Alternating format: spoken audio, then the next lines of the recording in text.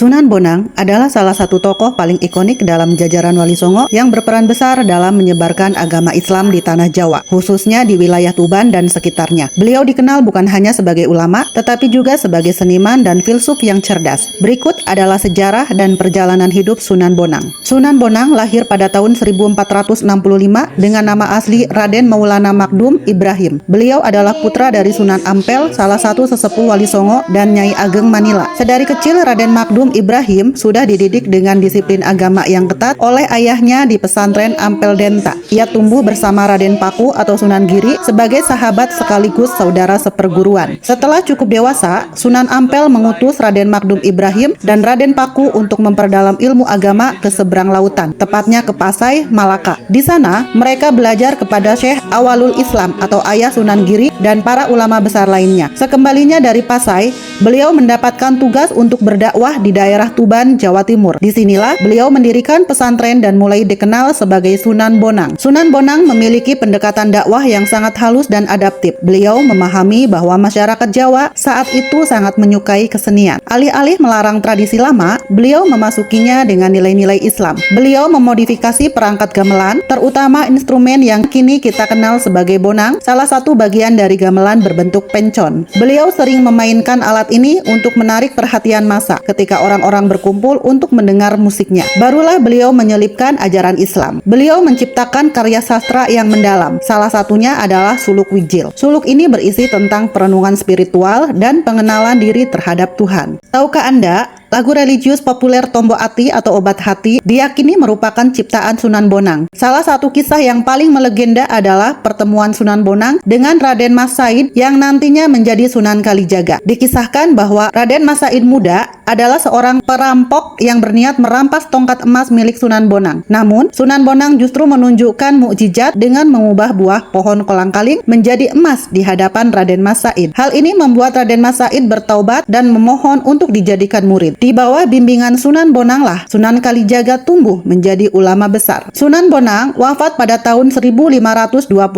Beliau dimakamkan di Tuban, Jawa Timur. Hingga saat ini, makamnya menjadi pusat ziarah yang tak pernah sepi, mengingatkan kita pada sosok penyebar Islam yang moderat, toleran, dan kaya akan kebudayaan. Sunan Bonang mengajarkan bahwa beragama tidak harus kaku. Islam bisa menyatu dengan budaya lokal asalkan esensi ketauhidannya tetap terjaga.